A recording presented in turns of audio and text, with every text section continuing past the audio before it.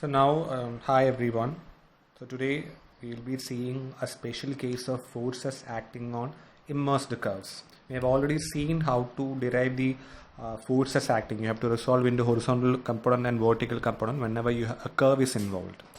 So earlier what we have seen is we had a curve like this and it was holding water above the curve. This was the curve and water or rather liquid is above the curve. So there's no issues. So right now I would like you to think of the case wherein your curve is of the same shape but there's no liquid above it. For example, you have a container like this. The shape of the container is like this and it is having liquid on this side. So this is your curve. So this is your curve there. The curve is having liquid on this portion. This is the curve. Above the curve there's no liquid. This is subjected to atmospheric pressure. So you have got air only here. And let this liquid be water because that's easy to remember. So that's why I'm just saying that liquid is water. So you have liquid there. So earlier we have seen that if you have a curve like this, the vertical force will be what? The weight act of the liquid above the curve. Whatever liquid you have above the curve, the weight of that liquid will be acting downwards, and that was considered to be your vertical force sigma v. But what about here? Here what happens is you have air. So the only liquid that is above the curve is air. But just see that you have a water or liquid below the curve. So what happens? We have seen in the the first lecture that according to Pascal's law, if you take a single point, what happens? From all direction there will be pressure acting, but all will be same. Similarly, water will be exerting pressure like this. So here the pressure will be, always remember, the liquid pressure will be perpendicular to the surface. The liquid will be exerting a pressure like this. So if you see this, the forces here, what happens is this can be resolved into a horizontal component like this and a vertical component like this, sigma v. Because if you see this direction, it can be only resolved in upward direction and horizontal direction. So you have sigma h and sigma v. Sigma v will not be acting downwards. This is the special case of curved surfaces. So when you have a curve like this, the curve is not at all having liquid above the curve. Always remember both these cases are different. Here you have a curve and liquid is above the curve. Here you have a curve but there's no liquid. So in this case, what you have to do is, whenever you get a question like this, what you have to assume is that you have to assume that what happens if there was liquid above the curve. I repeat, this is the question. This is the liquid. So just extend the liquid surface and assume that the liquid is there above the curve. So this is completely filled with the liquid, whatever you have here. And if you assume that there is liquid here, what will be the sigma v? Sigma v will be the weight of this liquid. So whatever I have shown here, it is the imaginary liquid.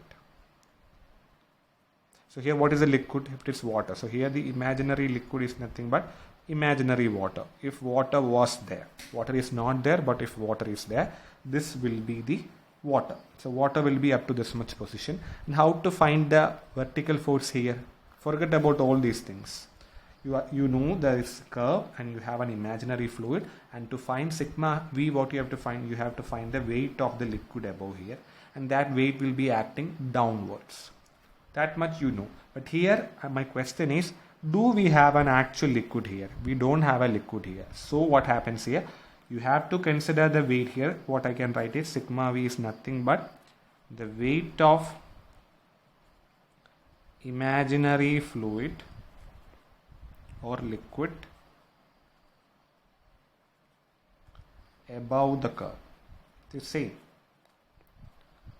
Earlier we know that if there was liquid, it would be acting downwards, but here what you have to do is you have to consider it to be acting upwards. So that's the only difference. I hope the difference is clear. You have to consider an imaginary fluid here. The weight of the imaginary fluid has to be considered, but since it is imaginary, you have to consider it to be acting upwards. And how to find sigma h? Sigma h, there is no difference. You have a curve. What you have to do is you have to project it horizontally. So you get a projected area, horizontal projected area. Then you have converted the curve to a vertical plane. Then you can calculate it. So that's how you find it. And to find the total force acting, you know sigma V square plus sigma H square. So this is how you do it. I'll show some examples how the question comes. So just assume that you have a container like this. This is a container. The container is having a diameter of 2 meters. And you have liquid only up to this much. That is 1 meter. Let this be water itself. So how to calculate the force acting on the curve AB? You have to find the force acting on the curve AB. What do you do? Same thing. What you have to do is you have to extend the water or liquid surface. Then you have to think if that curve, you have to find the force acting on the curve. So just assume that this much, the curve, above the curve you have this imaginary water. So if you have got imaginary liquid, what you have to do? You have to find the weight of this water column, and since it is imaginary, it is acting upwards. So that's the only difference. So isn't it very easy? So this is how you have to do it. So similarly, just consider this question. You have the ground floor. You have a curved part here which is having a height of 3 meters. It means that this height is 3 meters.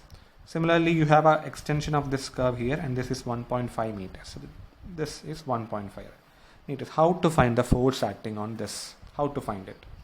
This question is very important. If you have not understand the concept, you won't be able to find it. You can divide this into two parts. First is the left part, and this is the right part. So you can do it in different manner. So you can give the name. Let this point be A, this point be B, this point C, and this point is D. So you have got. So since this is left and right, you have a curve ABC and curve CD. You have got two curve ABC. At the same time, you have curve CD. Both you have. Consider the ABC curve. If you take curve ABC, you have to find the force acting on ABC. So I'm just drawing it separately. So this is A, B, C. This is the ground. You have liquid up to here.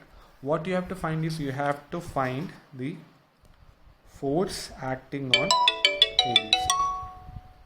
This separately ABC. What you have to do is you have to find the force acting on it. So this also you can resolve it into two parts, horizontal part and vertical part. So vertical part you have to find. So vertical part, what you have to do is you have to consider ABC as a whole. What is the liquid column above ABC? So you might be thinking that if considering the portion AB, this much column of liquid is there, so that is above the curve. But what happens is you have a portion BC also. So you have, what you have to do is you have to consider this as a whole. There is no amount of liquid above the curve BC. So this is vacant here. From here to here it is vacant from this side. But from B to A, what you have a column of liquid above, but you cannot consider that as separately. What you have to do is you have to consider this as a whole thing. So if I say, what you have to do is, this is your A, B, C. This is your liquid column. What you have to do is just as the previous case. Since you cannot make out anything, what you have to do is you have to assume that liquid is up to this much height. Even though there is no liquid in this portion, you have to consider there is an imaginary liquid in this portion. So since there is an imaginary liquid, what happens? The weight will be exerted. So you have to find the weight of the imaginary liquid here. And since it is imaginary, that will be acting upwards. So that I am considering to be sigma V1. I hope it is clear.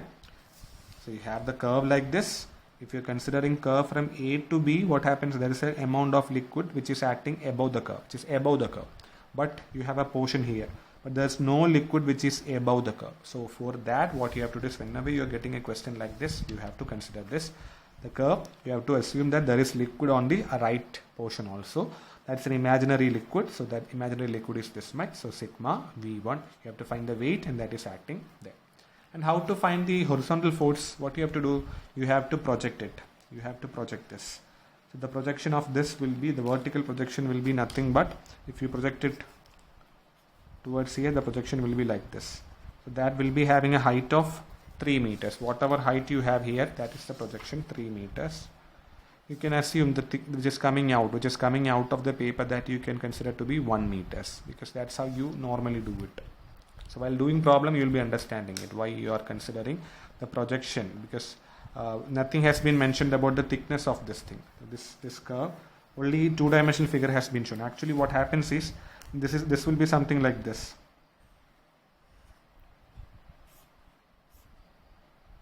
This will be something like this. So whatever you are seeing, this curve, whatever you are seeing here, that is this portion, but it is having a thickness also. So that thickness, if nothing is mentioned, you have got 1 meters. So that's why what I'm saying, trying to convey it here. So what happens is, this is having a curve, at the same time it is having a projection coming out, and that projection I'm assuming it to be 1 meters. So that's how you do it. Now coming to curve CD. So if you consider curve CD, CD is just this much, quarter, CD. This is the ground surface, this is the liquid. Here also, if you consider CD, liquid is only on this portion. So we need to find the force or weight of liquid which is acting above the curve CD. So for that, what you have to do, you have to consider imaginary fluid above the curve CD. So once you consider the imaginary fluid, what happens? You know, you have to find the weight. That weight has to be acting down, but since it is imaginary, it will be acting upwards. That will be sigma V2. So similarly, here also you'll be getting what? The horizontal force, that let it be sigma H1. Here you will be getting, what will be the direction of horizontal force here? This is the curve. Liquid is here. So what happens? The liquid will be exerting a force from this side. So this is sigma H2. Isn't it?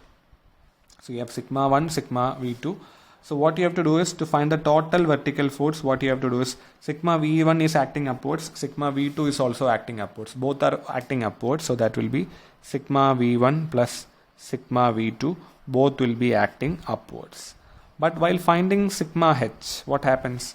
Sigma H2 is acting towards left. By convention, whatever is acting towards the left is taken to be negative, and whatever is acting towards the right is taken to be positive. So sigma H1 is positive. Sigma H1. Sigma H2 is acting towards this direction, so it is minus sigma H2. That is how you find it.